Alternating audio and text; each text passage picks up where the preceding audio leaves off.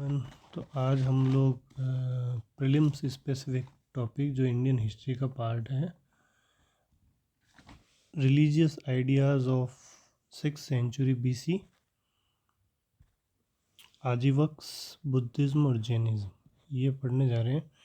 तो हमारा जो मेजर सोर्स है जिसे हम पढ़ेंगे वो है 9th क्लास की RBSC बोर्ड की सोशल साइंस की बुक,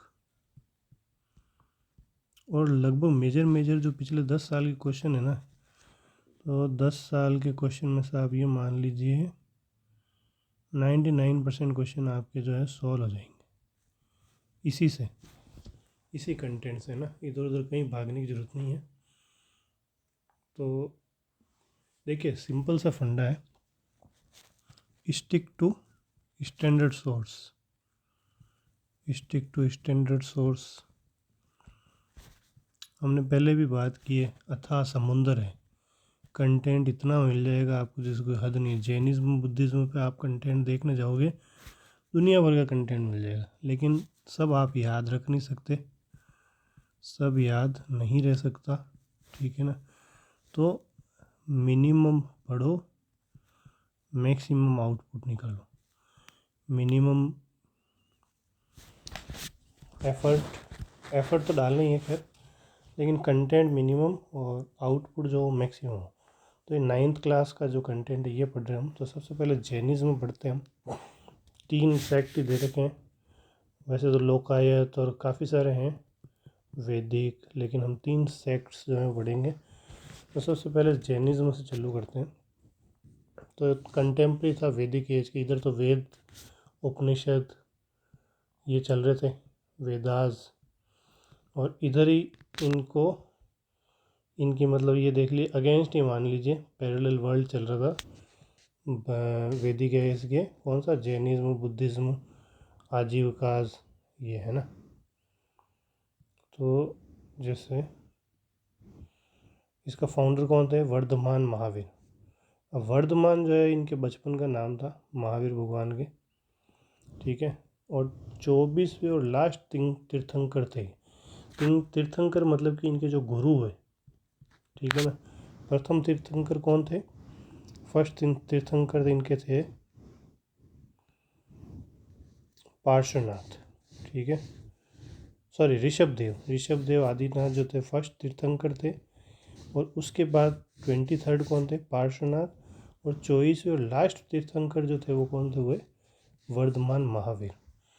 तो त्रिरत्न की फिलोसॉफी दी इन्होंने। अब देखिए यहाँ पे ये ध्यान रखिएगा, टॉपिक है हमारा religious ideas of 6th century BC, Ajivikas, Buddhism, Jainism. इसने स्पेसिफिकली कहा है रिलीजियस आइडियाज़ का मतलब ये हो गया कि इसकी जो टीचिंग्स है उनको हमको मेन पढ़ना है, क्या टीचिंग्स।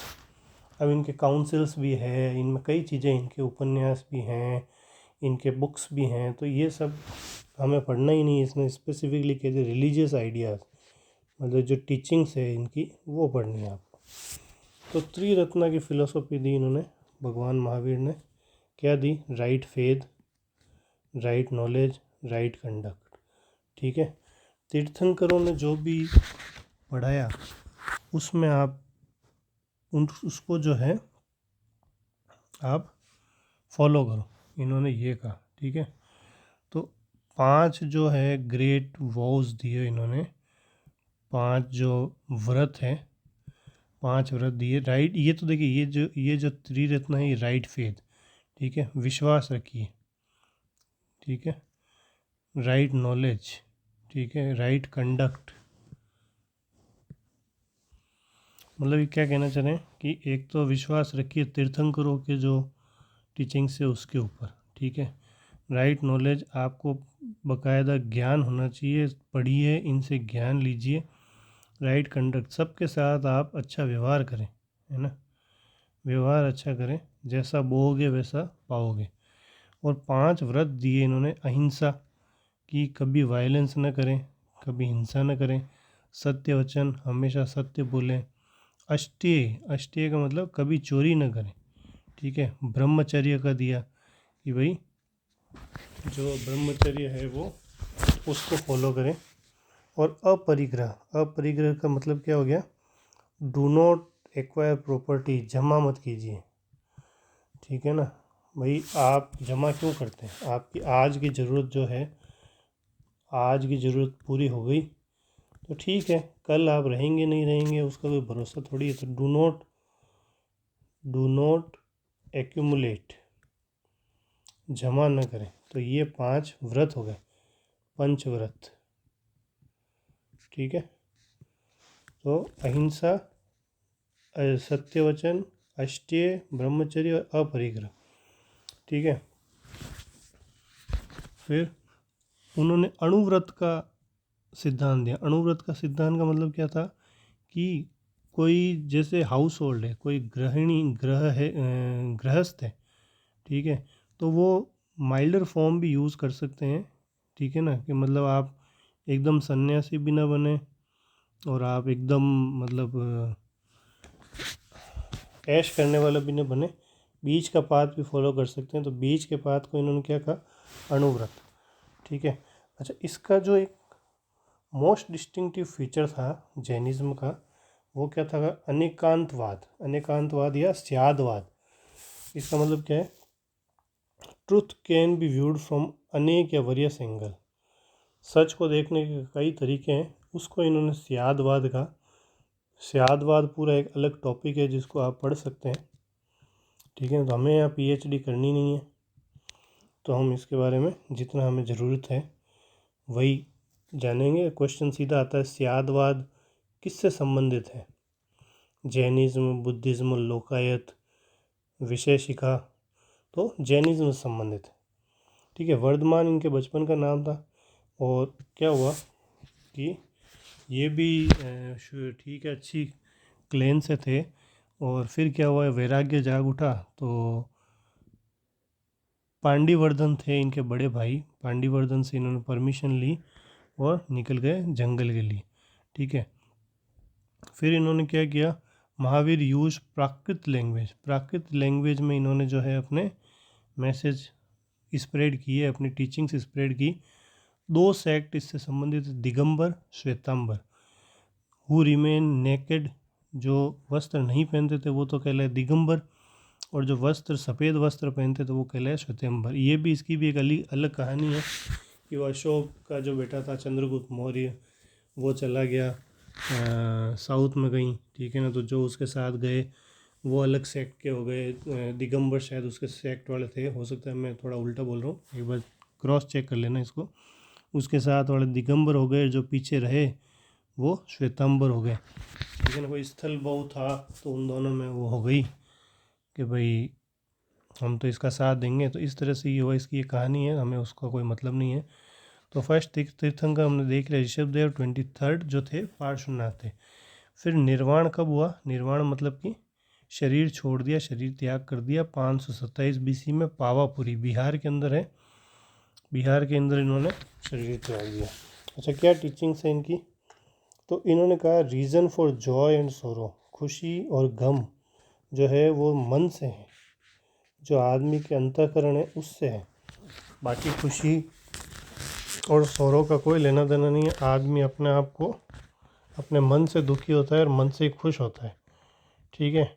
और अगर आप अपनी आत्मा पे जीत पालो, उसको कंट्रोल कर दो, तो जो आप ये इल्यूजन्स है वर्ल्ड के, इससे बाहर निकल सकते हो, ठीक है। फिर आपको कोई फ़र्क नहीं पड़ता दुख है सुख है क्या है, ये पार्ट है।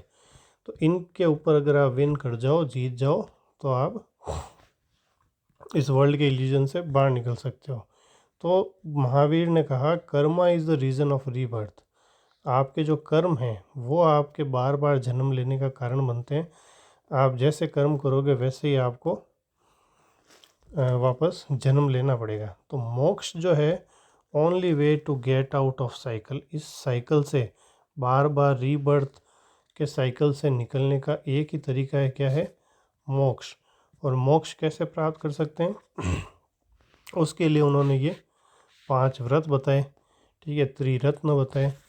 तो ये जो थी ये जैनिज्म के बारे में था। अब इसकी काउंसिल भी है, ठीक है, उसको हम नहीं पढ़ रहे हैं क्योंकि इस बुक में दे नहीं रखी, जितना दे रखा है उतना हमने पढ़ लिया, और इससे लगभग लगभग आपके क्वेश्चन जो है निकल जाएंगे। हम आगे देखेंगे PYQs। फिर हम बुद्धिज़्म पर आ जाते हैं। बुद्धिज़्म, महावीर स्वामी इसके प्रवर्तक थे। 563 BC में जन्मे, शाक्य डायनेस्टी में जन्मे, कपिलवस्तु की। ठीक है। माता जी जो थी, जैसे ही क्या हुआ कि माता जी मिलने जा रही थी इनके पिताजी से, तो जो लुम्बिनी नाम का जंगल था, लुम्बिनी वन के अंदर इनका जन्म हुआ। रास्ते में, क्यों पैदल जाते हैं, जैसे भी उस समय बड़े साधन तो थे नहीं, तो लुम्बिनी के अंदर इनका जन्म हुआ। और इनके जन्म के 7 दिन बाद ये चल बसी। तो इनकी जो आंटी थी और इनकी स्टेप मदर भी थी, प्रजापति गौतमी, तो उन्होंने इनको पाला पोसा। अब क्वेश्चन पूछ लेगा, मान लो क्वेश्चन पूछ, छोटे एग्जाम में RS में तो नहीं पूछता, गौतम बुद्ध जो इनका नाम पड़ा महावीर स्वामी का, वो गौतमी उनकी माँ की वजह से पड़ा नहीं, गौतमी इनके क्लेन का पैतृक नाम था। ठीक है। तो इसलिए इनको गौतम बुद्ध का। फादर कौन थे? शुद्धोधन, मदर माया देवी। तो लोगों को दुख में देखकर दुखी हुए, तो इन्होंने क्या, मतलब एक घूमने निकले एक बार, तो इन्होंने वो 3 इनके जो है ना शव यात्रा देखी इन्होंने, और बीमारी से पीड़ित आदमी देखा। अब ये तो क्या राजमहलों में रहे, इन्होंने तो हमेशा सुख और समृद्धि देखी। तो जब बाहर ये दुख देखे इन्होंने, तो इनको क्या हुआ कि सन्यासी सी बातें करने लग गए कि यार दुनिया में ऐसा भी हो सकता है क्या, दुनिया में आदमी बूढ़ा भी होता है, दुनिया में आदमी बीमार भी होता है। तो इनको फिर लगा कि यार क्या है, जब इस तरह से बातें करने लगे तो पापा ने कहा यार शादी करवा दो इसकी, शादी करवाओ इसकी, ताकि क्या है ये सन्यासीपना छोड़ के, ये अगला राजा है, ये सन्यासी बन जाएगा तो राज्य कौन चलाएगा। तो शादी करवा दी सुंदर राजकुमारी देख के। नाम क्या था? यशोधरा जी। ठीक है। 16 साल के थे। अब शादी हो गई, परिवार हो गया, तो परिवार में व्यस्त हो गए। कुछ दिन जो थे वो निकलने लगे हंसी खुशी। 10 साल तक इन्होंने मौज मस्ती की परिवार के साथ। लेकिन फिर क्या हुआ कि अटैक आया वापस। काहे का अटैक आया? सन्यासी वाला, कि यार नहीं, गलत है, ये ऐसे कैसे हो सकता है। तो फिर क्या हुआ, ज्ञान की तलाश में सब छोड़ छाड़ के चले गए। तो जब सब छोड़ छाड़ के चले गए, अपने परिवार को छोड़ के चले गए, उस जो जाने की प्रक्रिया थी उसको कहा महाअभिनिष्क्रमण। जो बौद्ध ग्रंथ हैं उनमें, बौद्ध ग्रंथ में इस जो स्टेज है इसको कहा गया महाअभिनिष्क्रमण। ठीक है ना। ये निष्क्रमण मतलब निकासी हो गई इनकी यहाँ से। फिर वैशाली में क्या हुआ, एक अटार कलाम नाम का सन्यासी था, उसके पास गए। फिर वहाँ भी क्या मज़ा नहीं आया। फिर राजगृह में रामपुट के पास गए, वहाँ भी मज़ा नहीं आया। फिर क्या हुआ कि उरुवेला फॉरेस्ट जो हैं, उरुवेला के जंगलों में गए। तो एक तो कौंडिन्य और उसके साथ टोटल मिला के 5 साथी थे, निरंजना नदी के किनारे बैठ गए और तपस्या करते रहे, करते रहे। सालों साल तपस्या में करते करते एकदम सूख गए, नीडल की तरह सूख गए। फिर क्या यार कोई मतलब नहीं है, खाना वाना खाओ और तपस्या करते रहो। तो इससे जो इनके बाकी के साथी थे वो नाराज़ होकर चले गए कि नहीं, हम तो ये नहीं कर सकते, जो पहले करे तो वो ठीक था। तो वो चले गए, कोई बात नहीं। फिर ये अकेले ही तपस्या में लग गए। तो एक दिन पीपल ट्री के नीचे, ठीक है, वैशाख के महीने में फुल मून, पूर्णिमा के दिन इनको इंटरनल एनलाइटमेंट हुआ। ठीक है। और जब इंटरनल एनलाइटमेंट हुआ तब से ये क्या कहलाए? बुद्ध कहलाए। और जिस पेड़ के नीचे, पीपल ट्री के नीचे ये हुआ, उस पेड़ को कहा बोधि वृक्ष। तो फिर एनलाइटमेंट होने के बाद में इन्होंने क्या किया, प्रथम प्रवचन कहाँ दिया था? बोध गया के अंदर। ठीक है। किसको दिया? एक तपासु नाम का बंजारा था, तपासु और एक मलिक, इनको इन्होंने प्रथम प्रवचन दिया। फिर प्रवचन देते देते देते देते कहाँ चले गए? वो सारनाथ गए। सारनाथ गए तो वहाँ वही पुरानी 5 साथी मिले जो इनको छोड़ के गए थे। उनको ज्ञान दिया और धर्म के बारे में ज्ञान दिया, धर्म समझाया उनको। तो ये जो घटना है, इनके 5 साथियों को जो धर्म के बारे में समझाने की घटना है, उसको कहलाता है, वो घटना जो है धर्म चक्र परिवर्तन कहलाती है। आप सारनाथ कभी जाओगे जो सारनाथ में जो बुद्ध के जो भी वो प्लेसेस हैं, ठीक है ना, सारनाथ में जो बौद्ध स्तूप रहे वहाँ पे आपको ये दिख जाएंगे, पांचों भिक्षु बैठे हैं और यहाँ बुद्ध इनको टीचिंग्स दे रहे हैं, ठीक है ना। तो ये जो पांच, ये जो पूरा जो है इस प्रक्रिया को क्या क्या क्या कहा गया है, धर्म चक्र परिवर्तन। और वहाँ पे भी धर्म चक्र परिवर्तन लिख के ये पूरा बताया गया है। आप बौद्ध मंदिरों में जाओगे तब भी आपको ये चीज़ दिखेगी। तो फिर 80 साल की आयु में 483 BC में कुशीनगर के अंदर बुद्ध जो थे उन्होंने अपनी शरीर त्याग दिया। और इस प्रक्रिया को क्या कहा, निर्वाण। तो क्या था, निर्वाण प्राप्ति कब हुई, जब उनको ज्ञान प्राप्ति हुई, उसको कहा गया निर्वाण प्राप्ति। और महापरिनिर्वाण प्राप्ति किसको कहा गया, जब महात्मा बुद्ध की मृत्यु हुई, इसको महापरिनिर्वाण कहा गया। अब इनकी टीचिंग्स देख लेते हैं। तो 4 नोबल ट्रूथ फिलोसॉफी दी इन्होंने, 4 जो सत्य थे। क्या कहा इन्होंने, वर्ल्ड इज फुल्ली ऑफ सोरो, संसार जो है वो दुख और शोक से भरा हुआ है। बर्थ एंड डेथ, जन्म में मृत्यु, यूनियन एंड डिसयूनियन, मिलना बिछड़ना, प्रॉफिट एंड लॉस, ये जो है ये सब दुख हैं। आपने जन्म लिया तो आपको मरना है, आपके दुख का जन्म हुआ है। आप मिले तो आपको बिछड़ना है, आपके दुख का जन्म हुआ है।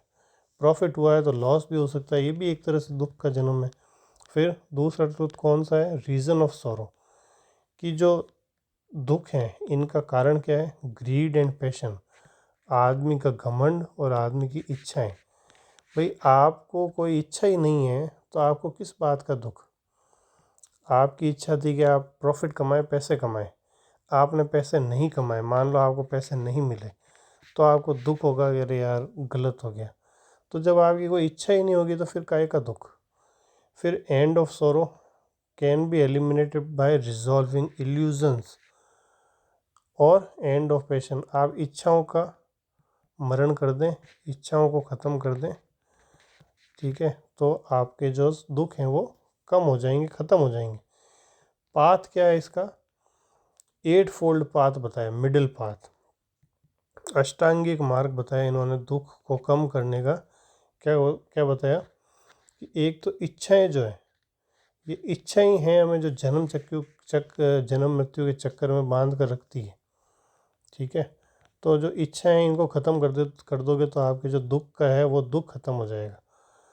तो अब इन्होंने क्या अष्टांग मार्ग, मध्यम मार्ग क्या बताया कि भाई एक तो दुख को ख़त्म करने के लिए आप या तो सन्यासी बन जाओ, सन्यासी बन जाओ तो वो तो है हार्ड। एक है कि आप कुछ भी मत करो, कुछ भी मत करो, सिर्फ ऐश करो, तो इससे भी आपको जो है वो आपके दुख जो है वो कम होने वाले नहीं है। तो इन्होंने क्या कहा, मध्यम मार्ग बताया, मध्यम मार्ग बताया कि आप ऐसा करो, बीच का रास्ता चुनो। बीच का रास्ता कौन सा होगा, ना तो शरीर को पूरा आराम देना और ना हार्ड तपस्या करनी। सिंपल रूल्स को फॉलो करो, लाइफ के जो सिंपल रूल्स हैं उनसे निर्वाण प्राप्त करो। कैसे कि भाई इन्होंने कहा सम्यक दृष्टि, ठीक है ना, सम्यक दृष्टि, अच्छी नज़र रखो, सब कुछ अच्छा देखने की कोशिश करो। सम्यक वाक, जब भी बोलो अच्छा बोलो। सम्यक आजीविका, जो भी कमाओ ईमानदारी से कमाओ और जितने आपकी आजीविका चल सकती है उतना कमाओ। सम्यक संकल्प, ठीक है, अच्छे संकल्प लो, अच्छी बातों के लिए संकल्प लो, उसी पे अपनी लाइफ को जो है अमल करो। सम्यक कर्म, आपके जो कर्म है, आपके जो कार्य है वो अच्छे होने चाहिए, जिससे उनका जो फल हो वो भी अच्छा हो। सम्यक व्यायाम, सम्यक एफर्ट, आपकी लाइफ में जो भी काम आप कर रहे हैं उसमें अच्छा एफर्ट लगाएं, ठीक है। सम्यक स्मृति, अच्छी यादें रखें। सम्यक समाधि, कंसंट्रेशन, हर काम पे ध्यान लगाएं, ईश्वर में ध्यान लगाएं और हर चीज़ को ध्यान लगा के करें। तो बुद्धा ने जो थी ये जो शुरू की 4 जो है, जो त्रिरत्न में जो बताई महावीर स्वामी ने, वही टीचिंग्स लगभग इन्होंने शुरू में जो रिपीट कर दी, ठीक है। और इनकी जो टीचिंग्स थी वो लॉजिक बेस्ड थी, ठीक है, वेदास के अगेंस्ट थे ये। इन्होंने नहीं माना कि भाई गॉड जो है वो यूनिवर्स का क्रिएटर है, ठीक है। और सोल इमोर्टलिटी मतलब कि जो आत्मा है वो अमर है, आत्मा अमर है, ये ऐसा नहीं मानते थे। इन्होंने क्या कहा कि भाई आत्मा अमर नहीं है, आत्मा तो मर जाती है, शरीर है, जो शरीर बार बार जो है वो आपकी इच्छा की वजह से जन्म होता है। आपकी आपकी मान लो इस जन्म में इच्छा रह गई कि यार मेरे को तो यार कार लेनी थी, या मुझे तो ये काम करना था, या ये जाना था, तो इस इच्छा की वजह से आपका दूसरा जन्म होगा। अभी क्या कहते हैं वेदास, क्या कहते हैं कि भाई आत्मा कभी नहीं मरती, शरीर मर जाता है, आत्मा अजर अमर है। तो जो आत्मा है वो किसी नए शरीर में जाके आपकी नया जन्म लेती है। तो नहीं, इन्होंने ऐसा नहीं कहा। इन्होंने कहा कि आपकी जो इच्छाएं हैं वो अधूरी रह जाती है, उसके चक्कर में आप वापस जन्म लेते हो, ठीक है। इन्होंने प्रिंसिपल ऑफ कर्मवाद दिया, भाई कर्म जैसा करोगे वैसा आपको फल मिल जाएगा, ठीक है। तो इन्होंने क्या कहा कि इच्छाओं को त्याग दो तो आपको निर्वाण प्राप्त हो जाएगी। तो ये हो गया आपके बुद्धिज़्म। अब हम आजीविकास पे चल सकते हैं। तो आजीविकास था, ये नास्तिक मूवमेंट था, ईश्वर में कोई विश्वास नहीं इनका। तो आप ये सब देख लीजिए, जो ये जैनिज्म, बुद्धिज़्म और आजीविकास, ये सब नास्तिक मूवमेंट है। इन्होंने मूर्ति पूजा या कोई ईश्वर होना ऐसी कोई टीचिंग्स नहीं दी इन्होंने। क्या तभी तो ये धर्म बन गए अलग से। ये धर्म कैसे बने? ये धर्म ऐसे ही तो बने क्योंकि इन्होंने जो हिंदू या वैदिक धर्म था उसके अगेंस्ट थे ये लोग। वो तो आस्तिक मूवमेंट था, मूर्ति पूजा, राम है, कृष्ण है, जबकि ये नास्तिक मूवमेंट है, इसमें किसी भगवान का नाम नहीं है। हाँ, ये बात अलग है। अब जो लोग हैं जो इस धर्म को मानते हैं, बुद्धिज़्म, जैनिज़्म, इन्होंने इन लोगों को भगवान बना दिया। किसको? महावीर स्वामी को भगवान बना दिया, इनके मंदिर बना दिए, इनकी पूजा होती है। गौतम बुद्ध भगवान को भगवान बना दिया, भगवान बुद्ध। तो इन लोगों ने तो भगवान का विरोध किया कि भाई भगवान नहीं है, मूर्ति पूजा नहीं है। इन्होंने तो वेदास के अगेंस्ट में टीचिंग्स दी और आज लोगों ने इन लोगों को भगवान बना दिया। तो ठीक है, मैं ज़्यादा इसमें मतलब ये कमेंट जो हैं किसी के भी खिलाफ नहीं है, आप इनको थोड़ा इग्नोर कीजिएगा। तो हम आजीविकास पढ़ते हैं। तो इसका फाउंडर कौन था? मक्खाली गोशाला। ये महावीर जी का साथी था, महावीर स्वामी का साथी था। तो इन्होंने क्या कहा? इन्होंने नियतिवाद का सिद्धांत दिया, डॉक्ट्राइन, नियति डॉक्ट्राइन दी इन्होंने। Everything is predetermined by fate. सब कुछ लिखा है, क्या होना है क्या नहीं होना। ये आज भी हम कहते हैं ना कि भाई जो होना है वो तो होकर रहेगा, इंसान उसमें कुछ नहीं कर सकता। तो ये बिंदुसार के टाइम पे पीक पर था। बिंदुसार इसको सबसे ज़्यादा मानता था क्योंकि उस टाइम तक जो बौद्धिज्म है वो इतना फैला नहीं था। आजीविकास जो था उस समय फेमस था, फिर अशोक के टाइम में भी फेमस था। अशोक शुरू में आजीवकी था और फिर बुद्धिज्म अपनाया उसने। तो ब्राह्मणिकल और जो वैदिक रिचुअल्स थे उनके खिलाफ थे ये लोग। तो इन्होंने क्रिएटेड डाइटी जो है उन्होंने ये बिल्कुल डिनाई किया कि भाई इसको किसी ने, भाई ये तो कह रहे हैं ना कि भाई नियति ने सब कुछ बनाया, नेचर ने सब कुछ बनाया, क्रिएटर कोई नहीं है। लेकिन इन्होंने मटेरियल फॉर्म ऑफ सोल, इन्होंने ये एक्सेप्ट किया कि भाई आत्मा है और वो बार बार बर्थ लेती है, ठीक है। थ्योरी ऑफ साल्वेशन, ठीक है, इन्होंने वो मोक्ष वाली थ्योरी वो भी सपोर्ट की। अच्छा, अशोक एसेटिक लाइफ, जो सन्यासी लाइफ जीते थे ये लोग, वेजिटेरियन थे, ठीक है। और इन्होंने क्या कहा कि सब पावरलेस है, सब पावरलेस है, डेस्टिनी में जो है सब, डेस्टिनी ने सब बनाया, नेचर ने सब कुछ बनाया। और जॉय और सौरो जो है वो भी रैंडम है, खुशी और दुख जो हैं वो सब रैंडम है, रैंडम तरीके से आते हैं। अच्छा, इस धर्म के एविडेंस कुछ बराबर केव्स गया से मिलते हैं और सुदामा केव्स इंस्क्रिप्शन लिखा हुआ है, जिसमें अशोका ने जो है, इसमें ये बताया गया है अशोका ने जो 4 केव हैं वो आजीवक मॉन्क्स जो थे उनको दी थी, किसमें, बराबर हिल्स में। और नागार्जुनी हिल्स का जो इंस्क्रिप्शन है उससे भी पता चलता है कि अशोक का पोता था दशरथ, उसने भी क्या है कि ये बराबर हिल्स में ये जो केव्स हैं, केव्स अलॉट की थी, उससे भी पता चलता। अब हम कुछ क्या है, जैसे 3 ये बुद्धिज़्म, जैनिज़्म और आजीवक, ये हमने देख लिए, इनकी रिलीजियस आइडियाज़ देख लिए। तो अब कुछ प्रीवियस ईयर क्वेश्चन देखते हैं कि भाई इसमें जो हमने पढ़ा वो काम का भी पढ़ा है कि नहीं पढ़ा है। तो 2023 RS प्री का क्वेश्चन है, स्यादवाद किस धर्म का मूल आधार है। तो हमने देखा था स्यादवाद किस धर्म का है, जैन धर्म का। फिर बुद्ध के अष्टांगिक मार्ग कौन सा है, 8 फोल्ड पाथ में कौन सा शामिल नहीं है, यह RS प्री 2024 में पूछा। सम्यक दृष्टि, सम्यक संकल्प, सम्यक इच्छा, सम्यक कर्मार्थ। तो ये सम्यक दृष्टि पहले ही था, संकल्प भी था, कर्म भी थे, इच्छा नहीं था। बुद्ध की टीचिंग्स क्या कहती है कि इच्छाओं को ख़त्म कर दो, इच्छाओं को ख़त्म कर दो, मोक्ष मिल जाएगा आपको। तो भाई सम्यक इच्छा की बात कैसे कर सकते हैं बताओ, इच्छाओं को तो ख़त्म करना है ना, इच्छाओं को तो ख़त्म करने के लिए कह रहा है बुद्धिज्म। फिर जैन धर्म के अनुसार 5 महाव्रत में अपरिग्रह का अर्थ है, अपरिग्रह का अर्थ जो हमने लास्ट में देखा था, अपरिग्रह का मतलब क्या हुआ, do not acquire property, do not accumulate wealth.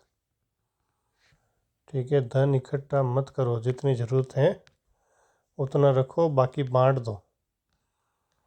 तो हिंसा न करना, झूठ न बोलना, चोरी न करना, धन संचय न करना। हो गया आंसर, RS प्री 2024 का क्वेश्चन। फिर त्रिरत्न कौन कौन से भैया, सम्यक धारणा, सम्यक चरित्र, सम्यक ज्ञान का संबंध किससे है।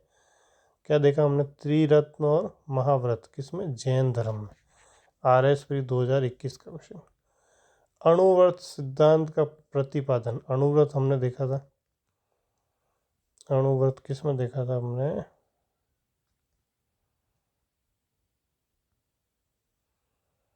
अणुव्रत जैन धर्म में देखा था हमने कहीं पे,